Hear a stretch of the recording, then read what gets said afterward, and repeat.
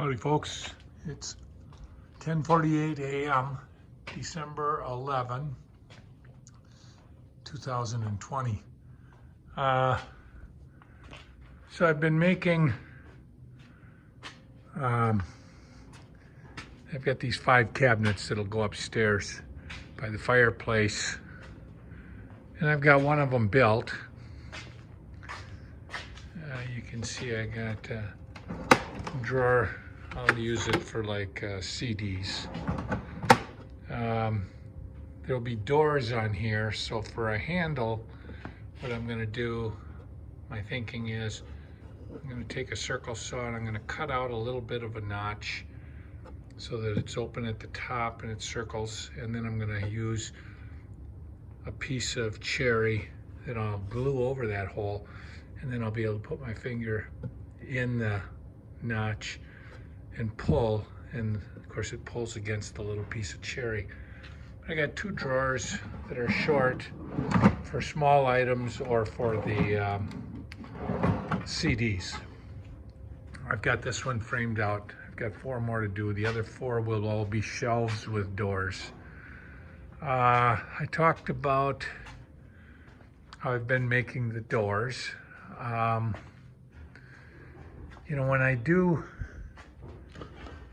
cut parts, I try to cut all the parts at once so that I've got the saw set up. So for instance, every one of the cabinets will get 2 doors, and this is the doors. So, you know, this is a style, this little cross piece is a rail, a style, and a rail. So every door has 2 stiles and at least 2 rails. This is the panel, and what I did, I have a 1/4 inch offset here, so this is a 3/4 inch board, so that means that this panel consumes a 1/2 inch, 3/4 of an inch minus a 1/4. And so what I do, and there's the panel. What I do is those stiles and rails, see they're like this, how they have the groove cut in them, and that groove is there.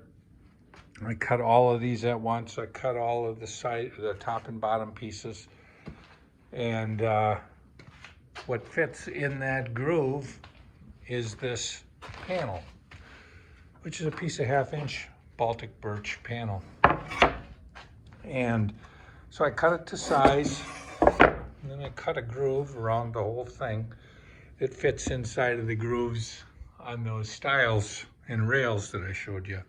So I get a pretty decent fit. This is the back of the door. You're not going to really notice it that much.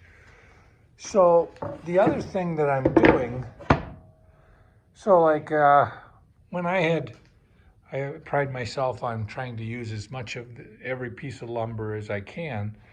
I can tell you that this is 2 1/4. I took pieces that were left over and I cut them to 2 1/4 and saved them.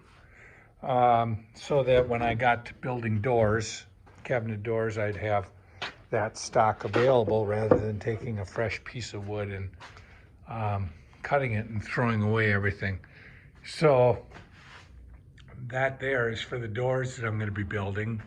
That there is for the frame attached to the cabinet that the doors close against.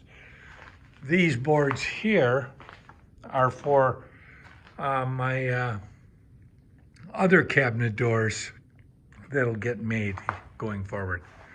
So I try to save as much lumber as possible. This is lumber for the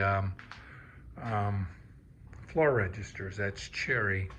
This other stuff is maple. So,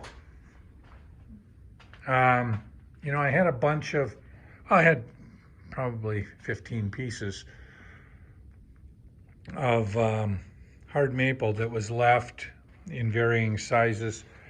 And I saved that. And what I've done is I have here 38 pieces of lumber, all of which, you know, I've used. It's all remnants, scraps. But what I did is I cut everything to 5/8 of an inch thick. I planed it front and back. Once I had it all cut to dimension, as far as thickness, I set up my table saw and I cut this groove.